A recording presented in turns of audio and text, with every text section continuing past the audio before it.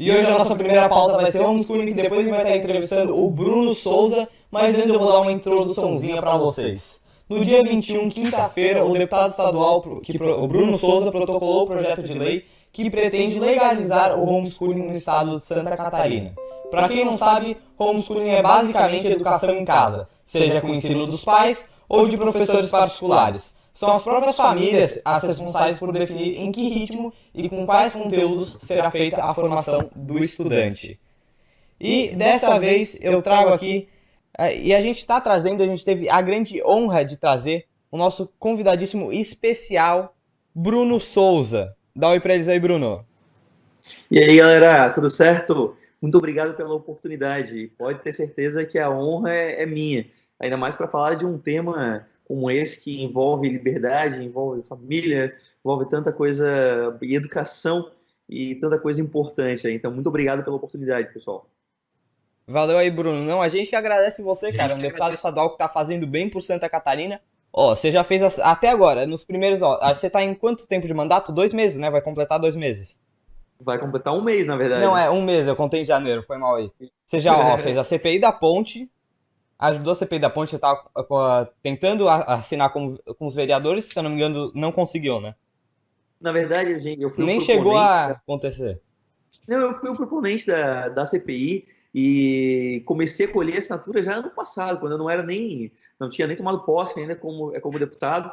E aí conseguimos as assinaturas e essa semana, inclusive, essa semana que vai começar, vai ter a reunião da instauração da CPI. Então vai ser muito bacana que a gente vai poder investigar essa obra aí que é folclórica já, né, cara? Muita gente nasceu, cresceu, estudou e nada, a obra fica pronta. É, cara, a ponte Ercílio, se eu não tô enganado, ela teve mais ou menos o valor de 3 pontos investido nela, agora foram 4.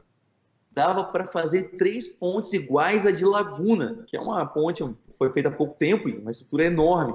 Mais de 700 milhões de reais já comprometidos ali, em comprometimento financeiro, e a obra não ficou pronta. A obra foi feita em poucos anos, na década de 20, e há mais de 30 anos a gente não consegue fazer a manutenção dela, fazer o reparo dela. E também você agora tá protocolando o homeschooling que eu expliquei um pouco mais, mas agora eu queria saber uma pergunta de você, Bruno. Ó, você protocolou o projeto de lei nessa quinta-feira sobre homeschooling. Você pode explicar um pouco pra gente sobre o que é essa PLC, esse projeto de lei complementar? Quais são as principais medidas e o que ele altera e o que muda em relação à legislação atual?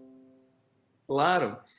Na verdade, essa pauta do homeschooling, eu já conheço, acompanho há algum tempo, e a primeira coisa que a gente tem que falar é que muita gente, isso desperta paixões, só que muita gente, eu ouso dizer, a maior parte das pessoas ainda não conhece, porque é um tema realmente novo. Só que, às vezes, a gente, por não conhecer, a gente fala com aquele primeiro impulso, e existe um preconceito no sentido da palavra literal mesmo.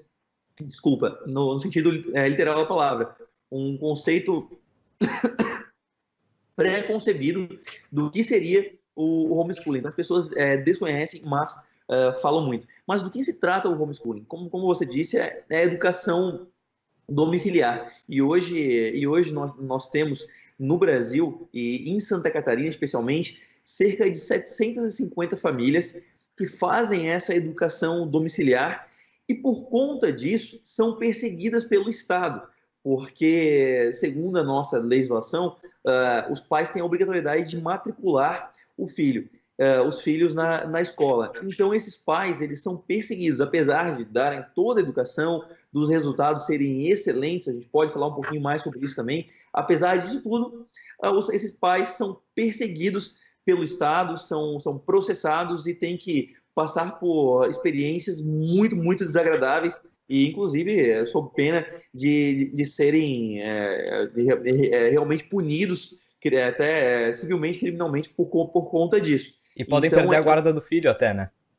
exatamente, em uma última instância. Então a situação é bem complicada.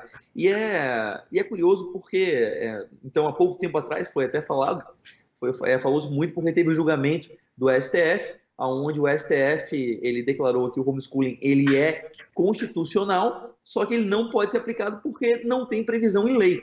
Então, o que eu resolvi fazer? Agora, como eu assumi como deputado, e como a competência para legislar sobre a educação é concorrente, isso é competência também do Estado, assim como é da União, eu resolvi fazer um projeto de lei para justamente cumprir o que o STF falou que faltava, que era a regulamentação da prática.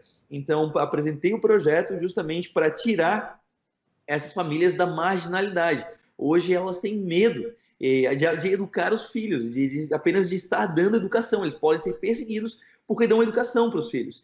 Então a ideia não é acabar com o ensino tradicional, acabar com a escola, não é nada disso. Não se trata nada disso, mas apenas garantir que essas famílias não sejam mais perseguidas e que quem quiser ter essa liberdade vai ter a liberdade de fazer a educação. É muito bom que você falou do STF. Eu acho que é uma das únicas coisas que eu concordo em tanto tempo que o STF fez, que é decidir não decidir nada, que esse papel é do legislativo, não do judiciário. Ah, e Exato, exato. um ponto que Perdão. eu queria botar é que foi meu ponto por um tempo. Hoje eu acho que deveria, de qualquer jeito, o homeschooling deveria ser aprovado, mas eu tenho um receio, e eu acho que muita gente tem, do que? De os pais não conseguirem ensinar o aluno tudo. Porque mesmo um pai sendo formado em direito, em química, física, ele não vai conseguir ensinar tão bem geografia quanto um professor. E muitas famílias hoje não têm a condição de pagar para um professor particular, mesmo a maioria das famílias que hoje querem e vão usar o homeschooling vão ter uma renda alta, porque vão ter como ensinar seus filhos. Mas vamos ver, o que você acha de. Você acha que deve ter alguma regulamentação para os pais terem que contratar professores para educação superior, né? Oitavo ano, quando já está chegando no final? Você acha que eles precisam fazer alguma regulamentação para essa questão ou você acha que simplesmente não precisa? Na verdade, vamos pensar sobre os incentivos. Fazer homeschooling dá muito trabalho. Fazer educação domiciliar dá muito trabalho. Não é algo nem de perto, algo simples. O pai que não quer ter trabalho, o pai que, por exemplo, muita gente fala, mas os filhos não vão ter educação adequada, vão ser largados. Não, esse pai que não está disposto a dar uma educação adequada, ele não vai também se comprometer, mudar a sua rotina, mudar o seu estilo de vida para dar educação ao filho. Esse pai que muda toda a sua vida para tentar dar educação para um filho é realmente um pai que está muito empenhado e quer que o filho tenha resultados muito melhores. Se a gente for bem, muita gente acredita que isso é uma forma de ser relapso com os filhos, de negligenciar a educação. Pelo contrário, hoje em dia, vamos na hipótese de um pai relapso, vamos pensar se eu sou um pai relapso, por exemplo. Qual a alternativa mais fácil e mais simples? É matricular o filho num colégio, não ir nas reuniões de pais e professores, não acompanhar a agenda, não acompanhar o boletim, não acompanhar o progresso dessa criança. O homeschooling, pelo contrário, é a opção mais difícil. Então, o pai que decide por isso, com certeza é um pai que vai se preparar, vai se informar, ele acredita que pode dar uma educação melhor que os filhos estão recebendo, e de fato, ao que mostra, ao que tudo indica, não é muito difícil, basta a gente olhar o PISA, que é aquele exame da OCDE, com os 70 países da OCDE, que mostra o Brasil lá nas últimas posições do PISA. Então, esse pai, ele vai se dedicar a fazer isso e vai se preparar.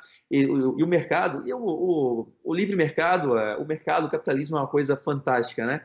Porque atentos a essa demanda, já existem muitas opções de oferta de cursos, de currículo para as crianças, métodos de ensino que as crianças podem seguir. Então, o próprio mercado já oferece diversas soluções para essas crianças. Mesmo assim, o projeto e a Lei de Diretrizes Básicas Nacionais prevê que a criança tenha que seguir um currículo mínimo, um currículo básico, um currículo estabelecido pelo MEC. Então, existem avaliações periódicas também para ver se essas crianças estão seguindo e estão atendendo ao que preconiza o currículo. Então, eu não tenho preocupação em relação a isso.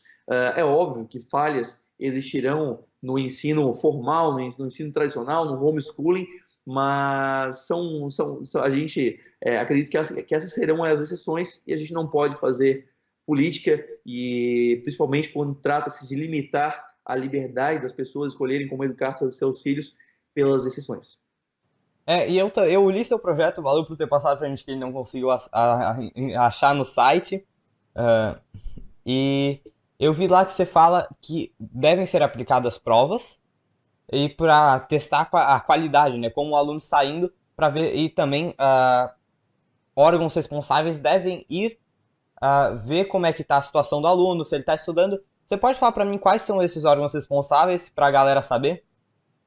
Perfeito. Na verdade, o projeto ele atende justamente às recomendações do STF, do que foi julgado ao STF. Que eu até vou ler o artigo aqui do projeto, que esse artigo foi feito justamente para atender o que o STF falou.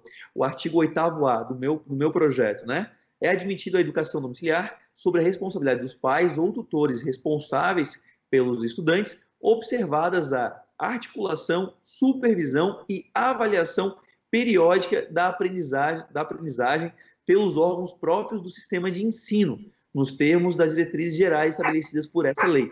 Ou seja, o STF ele recomendou que o homeschooling pode acontecer desde que observado a articulação, supervisão e avaliação periódica da aprendizagem. Então, tive que colocar esse artigo ali justamente para atender essa solicitação do STF. E aí, quais são os órgãos que irão fazer essa avaliação, supervisão e acompanhamento? São as secretarias municipais e estadual de educação e o conselho tutelar.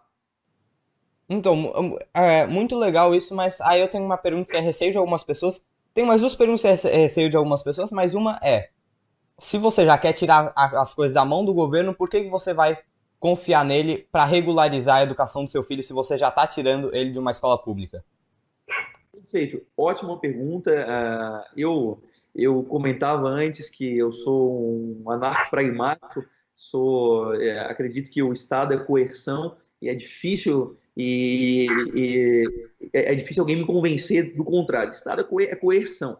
Então muita gente pergunta, tá, mas como é que você está regulando isso, colocando algumas ainda características, botando na mão do Estado fazer essa avaliação, essa supervisão. Então, mas isso foi justamente, eu preciso seguir o que foi definido pelo STF, porque senão eu preciso encontrar aqui alguma solução para essas famílias. Nós temos que dar uma solução prática, execuível e aplicável. Então, não adiantaria eu fazer ao contrário ao que determinou o STF, porque eu não conseguiria avançar no projeto. Agora, o projeto ele é constitucional, ele tem tudo para avançar e vai depender apenas da votação. Não existe nenhum óbice legal, como nós falamos, né? Algum impedimento legal para que ele seja aprovado. Se eu não fizesse isso, eu iria incorrer em um grande risco, eu diria uma quase certeza, do projeto não prosperar. E eu preciso pensar agora pragmaticamente nas famílias. Essas famílias estão sendo perseguidas, elas estão sofrendo por isso. Existem casos de promotores, por exemplo, de algumas comarcas que são totalmente contrários ao homeschooling, então eles perseguem as famílias, eles fazem de tudo para perseguir e impedir essa forma de homeschooling. Algumas famílias existem relatos de diversas famílias em Santa Catarina que tiveram que mudar de cidade para poder sair da jurisdição de alguma promotoria. Então, o caso é muito sério. Eu preciso propor um projeto que seja aprovado. Nós não podemos correr aqui o risco de pensar apenas teoricamente e apenas ideologicamente. Nós não podemos correr o risco de aquela velha máxima e que a esquerda faz muito, né? Que ama a humanidade e odeia o ser humano. Eu não posso desprezar os humanos e as famílias envolvidas aqui. Eu preciso criar soluções para elas. Claro, cara, concordo contigo, Bruno. Eu até vou pegar um exemplo de uma família do Paraná que tirou os filhos da escola porque estavam indignados com a educação, com a doutrinação. Teve uma matéria se eu não me engano, um Domingo Espetacular deles. Eles fizeram a educação e a escola que eles tiraram o filho denunciou eles. Aí, graças à decisão do STF, que retirou todas as acusações contra o homeschooling, eles conseguiram continuar com essa prática.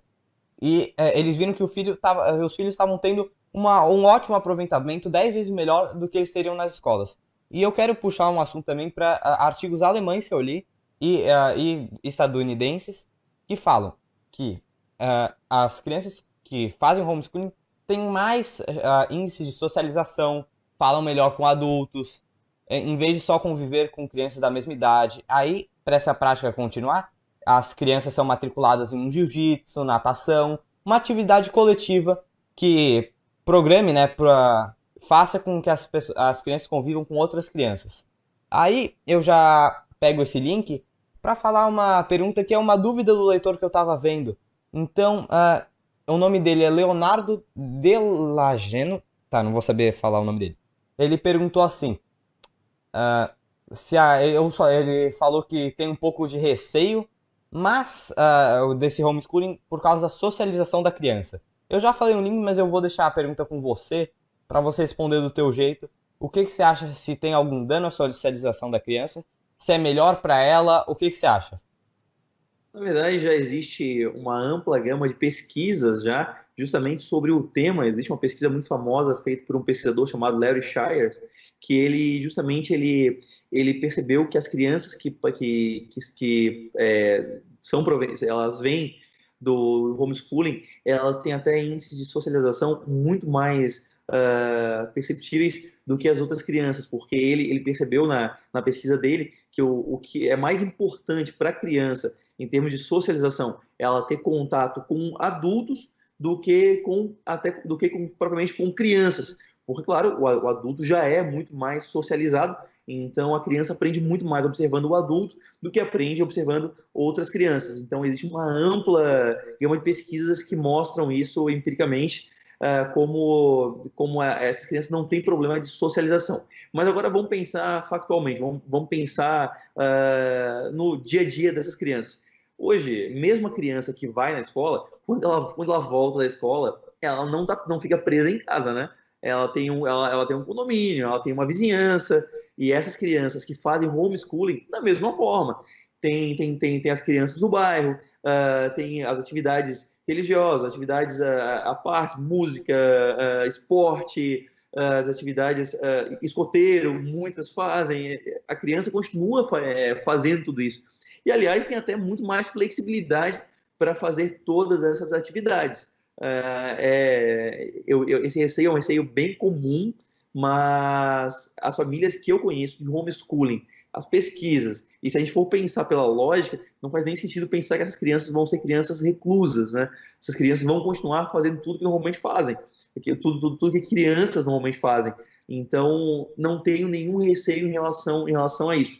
Nós vamos fazer um evento no dia 15 de março, e diversas famílias que fazem homeschooling estarão lá reunidas. Se você for lá, você vai observar como essas crianças como elas têm um padrão de comportamento muito bacana, são todas educadas, são todas socializadas, uma educação muito presente. Então, não tenho nenhum receio em relação a isso. Eu conheço um casal aqui de Florianópolis, que eles são empreendedores e músicos, e fazem homeschooling, e as crianças deles, todos estão em escola de música, todos tocam diversos instrumentos, estão em bandas.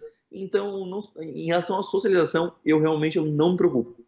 Então, aí eu queria... Só Posso... um adendo, ainda mais porque na escola a gente tem aquele fator do bullying, né? Que ele é muito excludente também, que pode fazer a criança se reservar para si. Com o homeschooling, eu não vejo isso acontecendo, porque não vai ter... Não que não ir para a escola seja algo ruim, longe disso, mas realmente nesse negócio da socialização, ela não corre esse perigo de sofrer bullying, que na verdade leva muita gente à depressão também. Eu queria fazer uma pergunta, na verdade, para você. Eu não sei se você conhece o Evandro Sinotti, autor do livro Não Senhor Comum, né? Mas numa discussão sobre homeschooling no Facebook dele, ele deu a opinião dele e eu compartilhei. Ele falou que quando uma criança os pais optam pelo homeschooling, não se sabe qual opinião se levar em consideração. Por exemplo, os pais querem fazer o homeschooling, mas a criança não quer. Qual que é a sua opinião, e nesses casos e vice-versa? Qual que é a opinião que deveria ser levada em consideração? Seria a dos pais, que teoricamente sabem o que é melhor para o seu filho, ou seria da criança para não ficar triste recebendo essa educação em casa ou forçada, ou para a escola forçadamente? Qual que seria a sua opinião? Seria, com certeza, a opinião dos pais. Mas eu posso te garantir, eu não tenho filho, mas eu posso te garantir pelos pais que eu conheço, que eu não conheço um pai que tomaria uma decisão de deixar o seu filho infeliz. Então, não faz para mim nem sentido isso, porque qual é o pai? Olha, eu não conheço um pai que tome deliberadamente uma opção de deixar o seu filho depressivo e triste.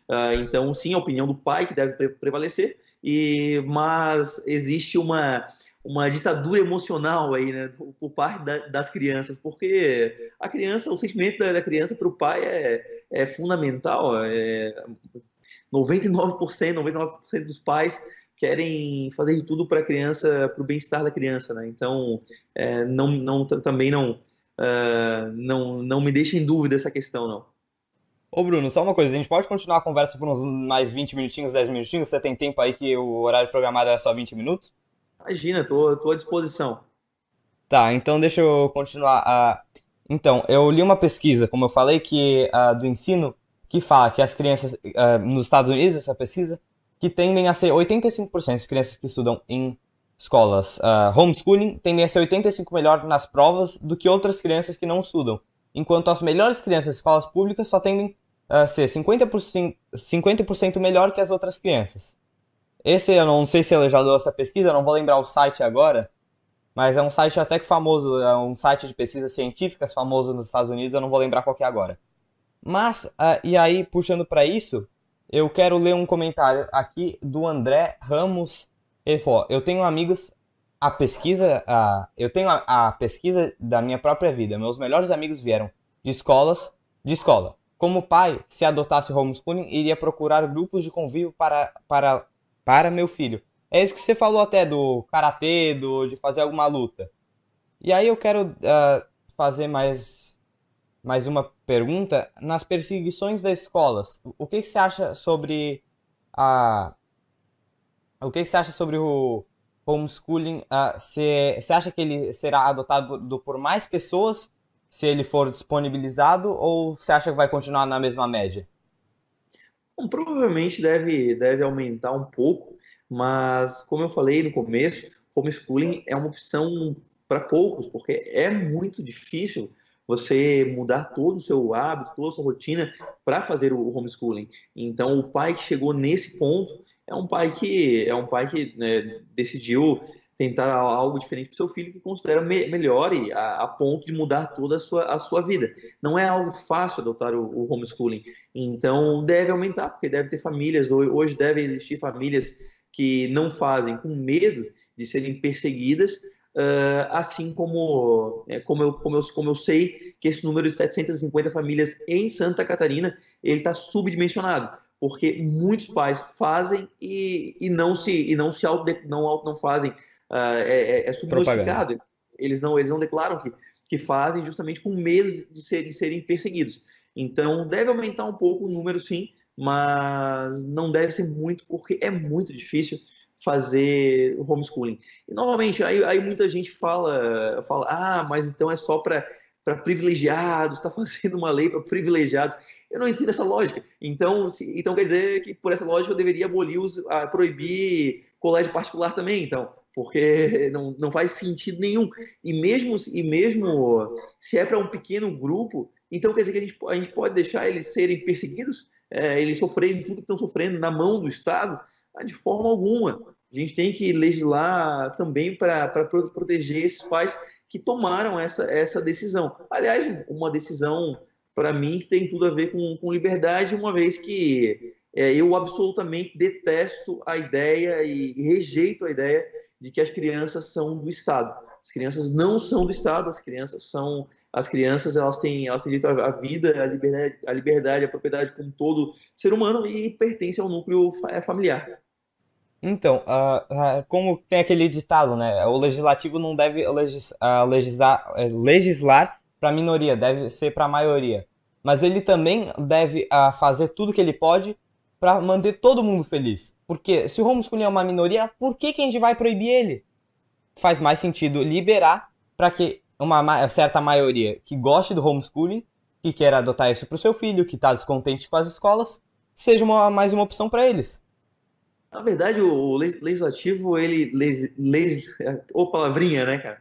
Eu Ele me faz confundi também. demais, né? Toda hora. Eu sou um crítico da hipertrofia legislativa, vereador, deputado, adora fazer uma lei para depois botar no santinho, no panfleto, dizendo que que ele foi o bem intencionado, o cara que teve a boa intenção de resolver um problema. Eu sou totalmente, as minhas leis nunca sobre essa questão de legislar para a maioria ou para a minoria, né?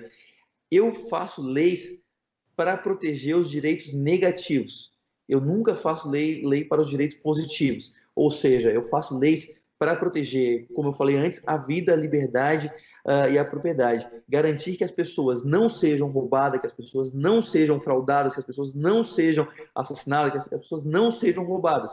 Esse é o direito negativo, é o direito que eu uso para guiar toda a minha atuação. Essas pessoas que estão na mão hoje do Estado, sendo perseguidas, elas estão tendo a sua liberdade tolhida. E por isso eu me engajei tão a fundo, né, nessa matéria, mesmo sabendo que é polêmico, que eu seria bombardeado, como estou sendo, que o político sempre pensa em capital político, eu penso em princípios, mesmo sabendo que eu iria ter um grande desgaste. Mesmo assim, porque é o correto a fazer. Nós não podemos abrir exceções na defesa da liberdade. Existe tem uma fala de um candidato republicano de 1964 ou 68, não lembro qual foi a eleição, que é o Barry Goldwater, que ele falava que excesso na defesa da liberdade não é vício e moderação na defesa da justiça não é virtude. Então é isso. Não existe excesso quando é a liberdade em jogo. Perfeito. Então, o Sérgio queria te fazer uma pergunta, mas antes eu vou adicionar um ponto aqui. Você tá falando de liberdade, eu vou fazer outra pergunta agora mais direcionada a você, que foi de um leitor, antes do Sérgio fazer a dele. Você pretende um dia migrar para o executivo, não sei, na próxima eleição para prefeito, ou você pretende terminar teu mandato, se reeleger, ou tentar virar governador? Sobre você mesmo. Imagina, eu quero fazer um bom mandato, eu quero honrar os votos que eu recebi. E é claro que todos têm sonho, um homem que acredita naquilo que defende deve ter a vontade de aumentar o alcance também daquilo que defende, né? Mas agora eu estou focado em fazer um bom mandato. Obrigado pela pergunta, foi o Sérgio, né? Valeu, Sérgio, um abraço, cara. Não, não foi o Sérgio, foi lá no chat da... O Sérgio vai te fazer uma pergunta agora. Eu vou passar agora. Algumas perguntas eu achei que era outro Sérgio. Eu achei que era a pessoa que estava não. escrevendo. Esse, deixa eu ver quem foi, deixa eu dar uma olhada aqui. Achei que era algum Sérgio que estava nos acompanhando aí. Sempre tem um curioso que quer saber. Foi o Leonardo Delangelo. Valeu, Leonardo. Obrigado pela pergunta, então. Bruno, eu vou tomar a liberdade de fazer algumas perguntas aqui. Primeiramente, na minha primeira pergunta eu não falei, mas primeiramente seja bem-vindo. Agradeço muito por ter aceitado o convite. E vamos às perguntas agora. E, novamente, muito obrigado pelo acesso adiantado ao teu projeto, né? Melhorou bastante a qualidade das perguntas aqui. No artigo 10º aqui do teu projeto, o 10D, está escrito o seguinte: as famílias que optarem pela educação domiciliar devem manter registro das atividades pedagógicas desenvolvidas com os seus estudantes, bem como apresentá-lo sempre que requerido pelo poder público. Eu queria saber que você explicasse, até para mim, até para quem está ouvindo a gente, para quem irá ouvir a gente, como se dá essa apresentação? Como é que acontece esse registro? Por meio de quê? Terá um site específico para isso? Eu queria que você explicasse esse artigo para a gente.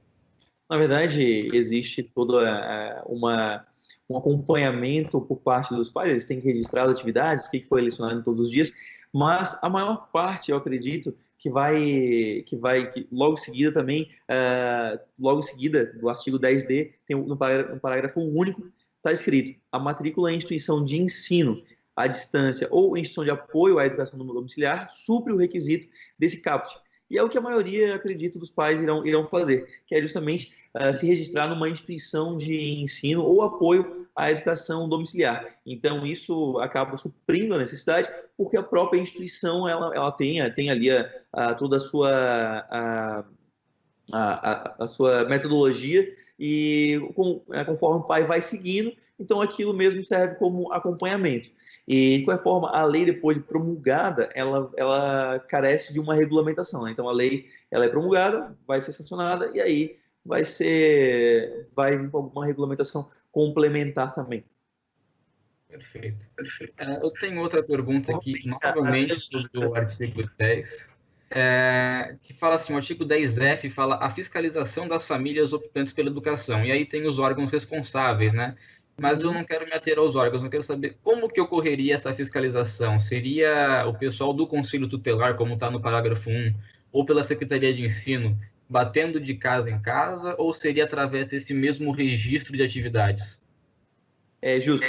Na verdade, primeiro, eu sei que para muitos libertários essa lei, assim, lendo aqui, algumas vezes isso até assusta, né? Porque é uma fiscalização, é uma ação do Estado em cima, mas foram concessões que, infelizmente, no Brasil, por ser esse país tão avesso à liberdade, são concessões que a gente tem que fazer para conseguir pequenas vitórias, né, para conseguir avançar um pouco no debate. Mas como que vai acontecer? O Conselho Tutelar, sim, ele vai até as famílias, ele faz as visitas e faz lá em loco a verificação quando achar necessário e conveniente. Já a Secretaria de Educação faz através dos exames e provas que ela já aplica normalmente. Perfeito. Eu acho que eu tenho mais uma pergunta aqui. Essa deve ser, para mim, que não sei muito do assunto, um pouco mais difícil. Como que o homeschooling pode funcionar efetivamente em países como o Brasil, que tem baixos índices educacionais? Justamente por isso que tem tudo para funcionar muito bem, né? Porque, então, se a gente o Estado está oferecendo ensino de baixa qualidade, aí você proíbe os pais de quererem oferecer um ensino melhor, justamente é aí que pode acontecer. Talvez não funcionaria muito bem se nossas escolas fossem todas um MIT, né? E é onde essas crianças estariam recebendo sua educação de ponta. Aí talvez não teria muito por que existir. Exatamente. Só para rapidinho, Felipe, só para o pessoal aqui se situar, eu queria que você citasse alguns países que viesse à sua mente ali que adotam homeschooling hoje, só para o pessoal ter uma noção de onde que isso é implantado. O maior exemplo é os Estados Unidos, onde a gente tem hoje cerca de 2.300.000 crianças fazendo o homeschooling ou adotando em algum estágio do seu ensino. É importante ressaltar que o homeschooling dificilmente é uma opção para fazer todo o ensino até a faculdade. Na prática, não é assim que acontece. Há alguns anos se adota isso, para alguns períodos do desenvolvimento da criança se adota, e depois, eventualmente, a criança pode voltar para a escola, ou ela estava na escola e saiu. Então, nós temos cerca de 2.300.000 crianças hoje fazendo homeschooling nos Estados Unidos. Então, os Estados Unidos é o exemplo clássico. Temos muito também no Canadá, Austrália, são outros países que apresentam excelentes resultados em relação ao homeschooling. Só país, então, bom. Sim, e se a gente for parar para pensar, a educação formal, como a gente conhece, ela nasceu, se a gente for colocar um marco, ela nasceu por volta, junto com o Otto von Bismarck, depois da unificação da Alemanha, né? na Prússia ainda, na verdade, um pouco antes da unificação da Alemanha, onde ele via isso como uma forma de conseguir que as crianças fossem ensinadas através dos valores que ele queria pregar. Então, é algo relativamente recente, é do século XIX. Então, toda a história da humanidade antes disso, ou foi feito através de livre cooperação, as comunidades, as sociedades se uniam para fazer ali o ensino para os seus filhos e ter algum pequeno ganho de escala, ou era feito através de é difícil de chamar homeschooling, mas um ensino justamente em casa. Então, se a gente for parar para pensar, a maior parte da história da humanidade não foi feita, foram feitas através de métodos que hoje seriam considerados alternativos. Um exemplo clássico de homeschooling no Brasil, eu não esqueci o nome da família, eu vou pedir ajuda pra vocês. É aquela do barco, que eles foram fazer uma viagem de barco que durou acho, cerca de... Isso, Sim, é. Qual que é o nome da é, família mesmo, Bruno? Você lembra o nome? Schumann, acho que Schroeder? é Schumann, É, alguma coisa assim. E aí, rapaz, eu acompanhei bastante. um filho é empresário, o outro é cineasta. Cineasta até fez um filme sobre a Kate, que foi a menina que eles adotaram, aquela... A menina que faleceu depois, tal, uma que história teve AIDS por causa da mãe. Deu um rolo. comovente. É, uma história bem comovente. Aí eu queria pegar que um dos nossos espectadores pegou o ponto, mas eu concordo muito com ele. Quando você fala de liberdade, parece que você tá. Você leu várias obras do John Locke? Algumas obras do John Locke? Eu tô vendo ali atrás, acho que tem uma. Só o segundo tratado sobre o governo dele, mas a gente lê, eu li muitos livros que citam o John Locke, porque a obra básica dele é essa, né? O segundo tratado, ou a mais conhecida, Eu né? acho que é a mais Mas conhecida, porque, se eu não me engano, ele tem mais algumas, só que a que ficou mais famosa foi a do segundo tratado. sim, sim. Inclusive, mas acaba que ele é citado muito por muitos outros autores e muitos outros autores que eu, da minha preferência, né? Então, eu li muito sobre a escola austríaca de economia, que é a minha preferida. Então, eu sou um Hayekiano aí na escola austríaca. Li muito Mises, Rothbard, e acaba que sempre são citados. E até eu sou um leitor voraz de história, adoro história, principalmente a história dos países anglo-saxões. Inclusive, aqui atrás de mim, estou justamente com os livros que o Churchill escreveu sobre a história dos países de língua inglesa. Gosto muito. E o Locke tem muita relação, né? Pouca gente sabe, mas foi ele que escreveu a Constituição do Estado da Virgínia, por exemplo. Então, acabo lendo por isso, mas não é a minha maior inspiração de liberdade, não. Então, vamos ver se é essa agora. Eu vi que você gosta muito, você até deu pro governador Moisés esse livro aqui, A Lei, do Frederic Bastiat. Tô lendo o livro muito bom, tô quase acabando. Cara, é um livro lindo, cara, é um livro lindo. Não há outra palavra, é um livro lindo. Bastiat foi muito feliz em escrever essa obra curtinha. Eu recomendo para todo mundo que leia, para ter um conceito claro do que é a lei, como a lei pode ser arbitrária, como a lei ela pode justamente funcionar para podar a liberdade da sociedade dos outros. E eu acho incrível que esse livro deveria ser lido livremente, voluntariamente, claro, por todos os estudantes de direito. E pouca gente conhece esse livro. É um livro curtinho. Eu tenho essa mania. Eu todo ano eu pego algumas obras, eu compro algumas obras que eu gosto e sempre presenteio pessoas assim que eu gostaria que lessem o livro. Então, eu dei para Moisés. Falei para ele ter a oportunidade, ele agradeceu. Eu falei: não, obrigado, não, eu vou cobrar a ficha de leitura daqui a pouco. Depois me manda a ficha de leitura. Eu espero que ele tenha lido, porque muda completamente. Se a gente entender o que fala o livro, muda o nosso conceito de lei e aprofunda o nosso conceito de liberdade. Não, então, Exato. eu Cara, o gosto, Bastiat era, eu gosto o muito. Bastiat era ele era um deputado também, né? Pouca gente sabe isso, mas ele fez parte também da Assembleia Francesa, então me inspiro bastante nele. Era a Assembleia dos Comuns que ele fazia parte, né? Se eu não me engano, é Ele a é, Assembleia. Na verdade, ele fez parte da Assembleia já no período republicano, então foi 51 ou 50 ele ficou pouco tempo, ficou dois ou 3 anos só, mas já era no período da França, na França republicana já. Dos Comuns foi extinta, se eu não me engano, acho que há 40 anos antes de escrever o livro, agora pensando direito. Mas uma coisa que eu concordo muito dele com o livro é que ele fala da expoliação e do significado de lei para ele, que é a organização dos direitos Meu Deus. Organização dos direitos de legítima defesa e proteção da propriedade. Eu concordo Exato. muito com essa afirmativa dele. E eu queria também falar que o Thiago Carelli tá falando aqui no chat da live, que ele é professor e ele fez alguns comentários. Vou ler aqui pra você, depois você me diz o que você acha, Bruno. Sou Claro. professor da rede pública e apoio totalmente o homeschooling. Nossas crianças e adolescentes saem da escola sem saber o básico do que deveriam. Os professores não conseguem trabalhar o mínimo das disciplinas, pois baderna nas classes é muito grande. Fora que existem muitos professores o que usam a sala de aula para militar suas ideologias. Na verdade, a gente conhece bem todos esses problemas e o professor em sala de aula,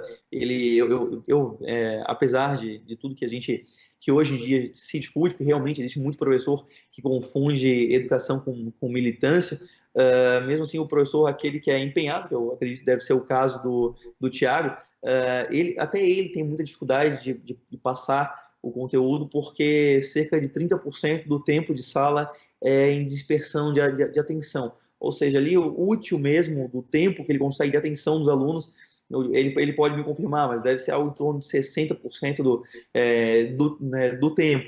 Então, existe também um ganho, talvez, de eficiência, porque você faz a educação, quando você faz o homeschooling, diretamente com a criança e para ela. Né? É difícil eu falando com você diretamente, a tua atenção se dispersar, né? Então, existe também esse ganho, e eu fico muito feliz de ouvir um professor apoiando e não tendo preconceito com as famílias que fazem isso e com a prática, né? Porque o que eu vi muito foi isso, sim, nesses dias, desde que eu protocolei, muita gente com preconceito com essas famílias, que não conhecem essas famílias. E é curioso, muita gente que eu tenho certeza que nunca foi numa reunião de pais e professores, que nunca leu a agenda do filho e critica o pai que decide dedicar a sua vida para educar o filho. Então, isso eu vi demais, assim. Mas já que a gente está falando do Bastiat, né? Essa é uma mania bem brasileira, né? De querer impor aos outros as suas preferências pessoais. Então, infelizmente, isso a gente tem de sobra no Brasil. Então, eu queria pegar um exemplo que você falou que é 30% do tempo comido em baderna. Eu tive numa classe faz 2 anos que teve a sorte que eu estava com o relógio na hora.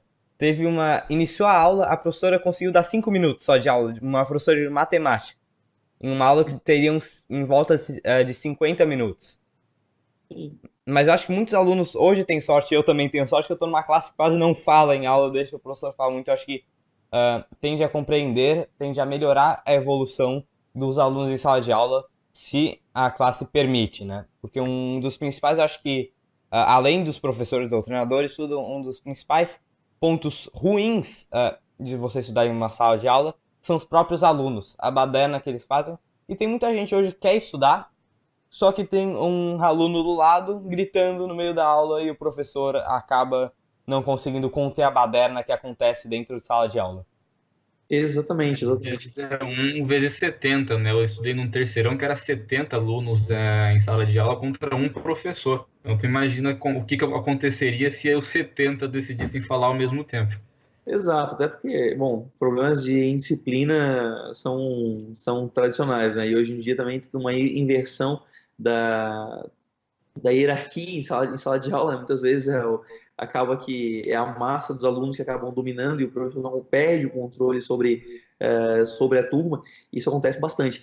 E eu só lembrei de um outro ponto, na verdade, sobre o homeschooling, que eu lembrei do caso de um professor, um casal que começou a fazer homeschooling porque eles cansaram das faltas, muitas vezes, novamente, eu sei que essa não é a prática do bom professor, mas acontece muito o absenteísmo, as faltas. Então, o casal mandava os filhos para a escola e vira e mexe, não tinha aula. As crianças ficavam lá perdidas sem aulas. Então, eles resolveram, junto com a qualidade que eles acreditavam que conseguiam oferecer de uma melhor qualidade, eles cansaram de enviar as crianças para não ter aula. E aí eu lembrei o caso de Florianópolis. Florianópolis eu conheço bem, eu fui vereador em Florianópolis, então conheço de perto a situação. Nós temos um índice, eu acho que foi em 2017, esses dados são 2017, não, são 2017, isso mesmo. nós temos um índice ali de absenteísmo, isso é, de falta e de afastamento de professores, em 30% do corpo docente. Ou seja, 30% do nosso corpo docente regular está afastado por alguma causa. E aí é são chamados ACTs, que são os temporários. E é para cobrir justamente esses professores que estão afastados. Desses ACTs, nós temos também um índice de absenteísmo de 30%. E aí é necessário chamar outros temporários para cumprir os temporários que vieram para cumprir os efetivos. Então, quer dizer, é uma loucura. E isso tudo, esse ambiente que muitas vezes incentiva o pai a querer dizer, não, peraí, está assim, deixa que eu vou fazer e vou dar educação para meus filhos.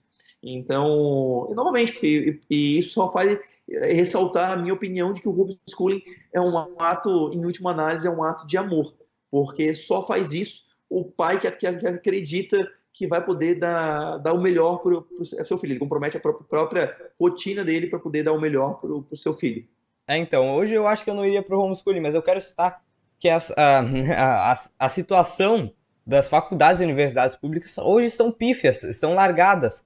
E eu até quero citar um evento que aconteceu contigo, Bruno, se eu não me engano, em 2017, que quando você tenta fazer deixa um bolo lá em universidades, aí quando você vai fazer um evento das vítimas do comunismo na UFSC, eles barram teu evento, fazem um boicote, quem coordena a organização faz um boicote, você já tinha chamado, se eu não me engano, gente de fora do país para vir dar palestra, conseguiu organizar umas coisas legais para fazer na universidade, e eles vão lá e boicotam. Exatamente. Esse caso foi emblemático para mim. É curioso que esse evento foi em 2018 e em 2017 chamaram o embaixador da Coreia do Norte para fazer a aula inaugural do curso de Relações Internacionais. A Coreia do Norte é um país que hoje, neste exato momento, a Coreia do Norte tem 24 milhões de habitantes e tem 200 mil pessoas em campos de concentração. Hoje, nesse exato momento, a Coreia do Norte tem 200 mil pessoas em campos de concentração. E a UFSC me convida o embaixador de uma ditadura que faz algo análogo ao que os nazistas faziam para fazer uma abertura de uma aula magna. E aí eu resolvo fazer um evento que é justamente para as vítimas do comunismo, para lembrar essas vítimas que foram esquecidas pela história, por diversos fatores, podemos falar depois disso, mas que foram esquecidas pela história, que não são lembradas, e a gente faz justamente um evento para lembrar essas pessoas, essas milhões de vítimas. Eles me dão autorização para o aluno que estava fazendo, dão essa autorização, e no dia do evento cancelam a autorização. Então, a gente queria trazer outras perspectivas, um contraponto à historiografia oficial oferecida nas universidades, e aí não pode. Ou seja, quando você traz conteúdo, não há permissão para ter pluralidade. Então, é complicado. Até vi que tinha gente... As relações exteriores fica no CSI, onde eu estou esse ano lá, tá? Eu estou fazendo contabilidade, mas um pouco abaixo das relações exteriores. Felipe, só se você me permitir, eu acho que a última pergunta que eu tenho aqui é porque eu percebi muito isso quando o Bruno estava divulgando o homeschooling. Nos seus stories no Instagram, e agora antes da gente até entrar em live, durante a live você falou que os pais que optam pelo homeschooling, eles tendem a ser perseguidos. Eu queria que você explicasse para todo mundo que está ouvindo a gente aqui agora e vendo a gente, como ocorrem essas perseguições. Bom, eu acho que até tu já falou, né, Bruno, no início da live. Sim. Esses pais, eles são perseguidos pelo Conselho Tutelar, pelo Ministério Público, porque como você imagina, eu protocolei esse projeto e teve uma repercussão bem grande e existe como a gente falou, um preconceito. Então, as pessoas têm uma ideia preconcebida de algo que, de fato desconhecem. Saiu reportagens em tudo que é lugar e todas sempre me batendo bastante, assim, né? Saiu uma no oeste do estado, que o título da matéria era "Deputado quer que as crianças estudem em casa". Não é isso que eu estou propondo, não é isso que eu estou propondo. Então, quer dizer, existe uma forte ideologização por trás disso. Existe um forte preconceito contra a prática. E aí, claro que não é exclusivo apenas de quem observa. Quem está dentro do sistema também, muitos conselheiros tutelares, muitos professores, muitos promotores, principalmente, muitos eles têm esse mesmo preconceito que gerou todas essas matérias, todos esses ataques de pessoas que não conhecem o conteúdo. Então, essas pessoas, elas são pessoas que têm preconceito porque não conhecem, só que elas têm uma diferença. Elas têm poder de perseguir outros cidadãos. Então, uma vez que você junta alguém com preconceito e sem valores de liberdade em si, e ainda com poder, o que vai acontecer é que eles vão mover a máquina estatal para perseguir as famílias das diversas formas imaginárias, tentando processando, e as audiências e o processo desses pais transcorrem em períodos recordes, assim, é impressionante. Se você mata alguém, o teu processo não vai correr tão rápido quanto o de uma família que educa o seu filho. Então, existem diversas formas de perseguição, mas principalmente judicialmente agora. Esse é Então, o mais grave, na verdade, né? Então, Bruno, eu queria falar, você falou do negócio, você quer promover o homeschooling, você falando que você quer tirar as crianças da escola, eu queria citar um exemplo parecido.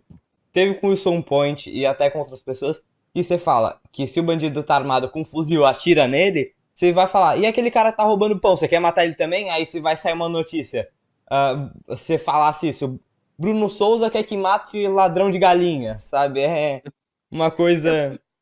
Infelizmente, hoje a gente está, grande parte da nossa mídia, isso não é toda, mas passa por um período de perda de credibilidade, ao mesmo tempo que existe um movimento na queda das vendas de jornais, queda de audiência em muitos canais. Então, você pegar uma matéria e tornar ela mais, digamos, atrativa com um sensacionalismo desse, aumenta as vendas, aumenta a audiência para quem está precisando de audiência. Então, infelizmente, às vezes é isso. Só que isso é prejudicial para o debate, né?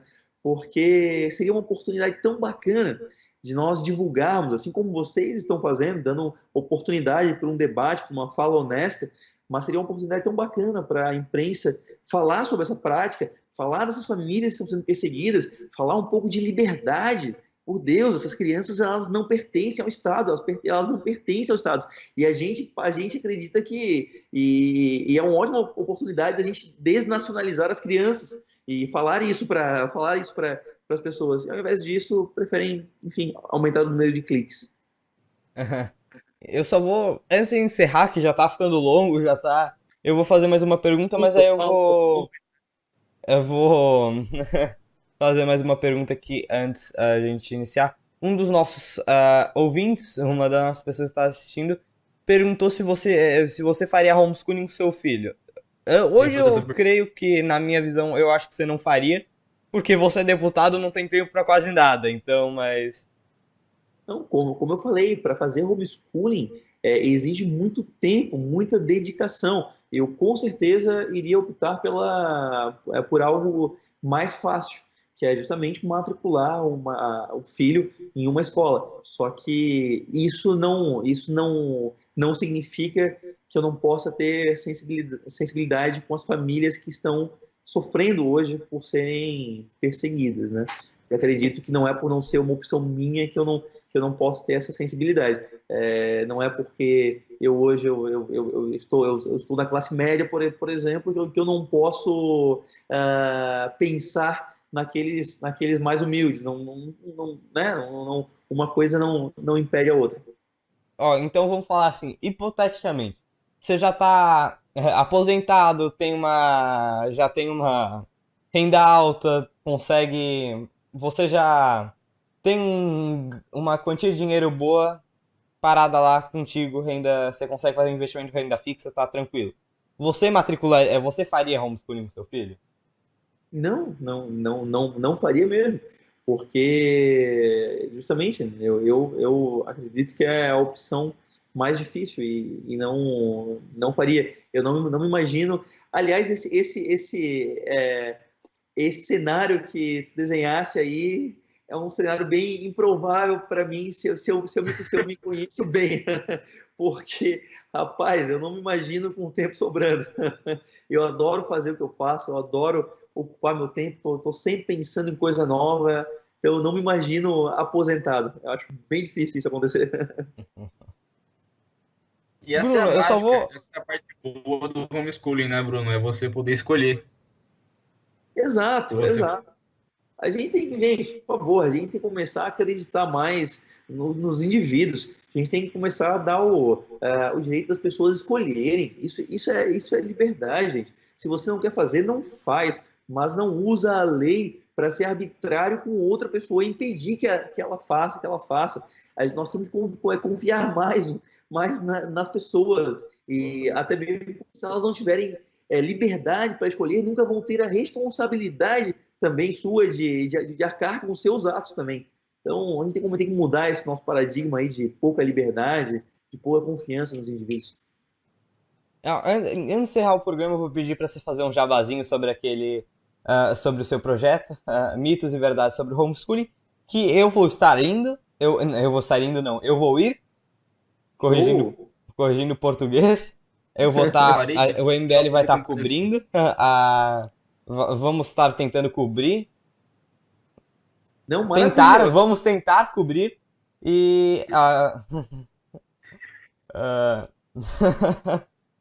e eu queria perguntar para você quem vai estar participando, como é que vai ser, e se vocês vão estar vão fazer uma cobertura disso no seu Facebook, Bruno, no seu Instagram, vocês vão estar fazendo uma live ou até um vídeo para deixar salvo tudo que as pessoas vão estar falando, deixar salvo esse material que eu tenho certeza que vai ser bom. Perfeito, obrigado pela oportunidade. Quem tiver mais dúvidas, tiver curiosidade sobre o tema, não é um debate, tá? Algumas pessoas falam, mas não é um debate, não tem os dois lados. Não, não tem os dois lados. Aqui a gente quer falar sobre os mitos e liberdades. A gente acredita na liberdade, nós acreditamos na liberdade dos pais oferecerem aquilo que é melhor para os seus filhos. Então, nós temos lado aqui, é um evento com um lado.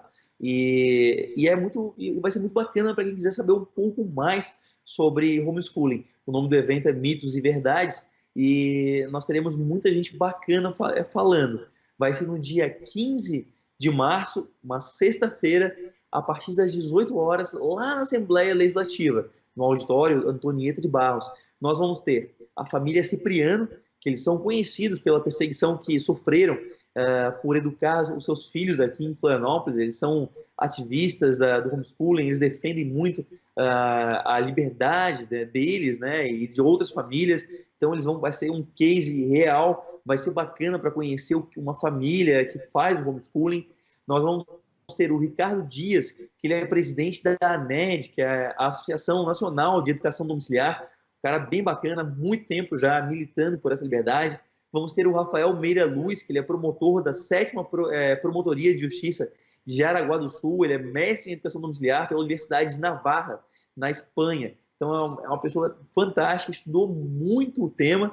E nós vamos ter também o Rafael Lima, que ele é o youtuber do canal Ideias Radicais, e ele é escritor, empreendedor, e tem mais de 600 mil pessoas seguindo o canal deles, e é um dos grandes, sempre foi um dos grandes promotores do homeschooling, divulgadores do homeschooling, da prática do homeschooling, e é uma das pessoas que tem o maior alcance e que defende abertamente o homeschooling. Então vai ser uma oportunidade bem bacana, no dia 15 de março, a partir das 18 horas, lá no Antonieta de Barros, na Assembleia Legislativa. Que legal, Bruno, que legal o teu evento. Então, é isso a entrevista que foi com o Bruno. Você quer pontuar mais alguma coisa? Quer falar mais alguma coisa, Bruno? Eu queria convidar todos a conhecerem e vamos ser um pouco de céticos com os nossos pré-conceitos.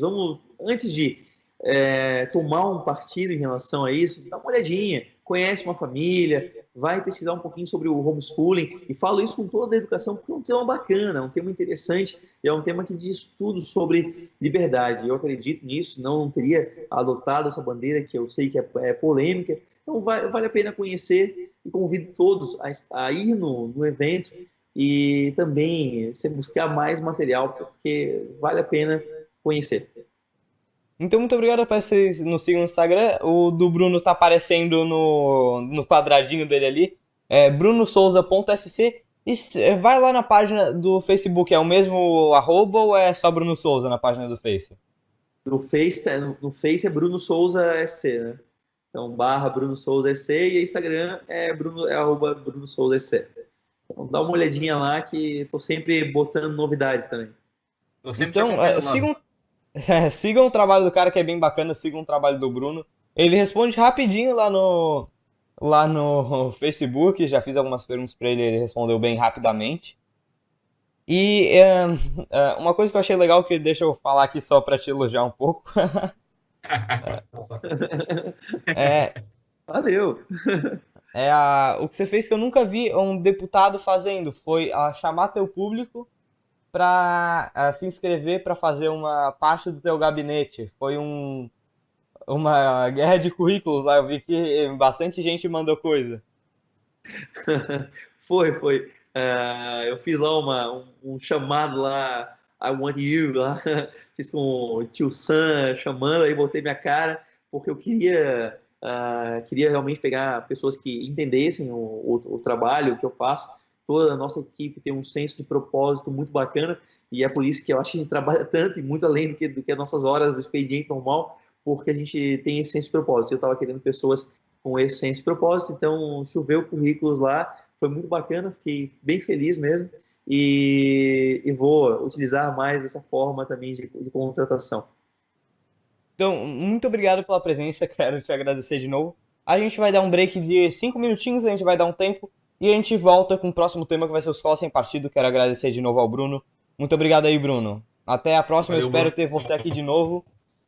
Em uma próxima PL ou PLC que você publicar e tentar, ou alguma coisa que você falar, eu vou estar fazendo de questão de te trazer. Muito obrigado aí, Bruno. Valeu.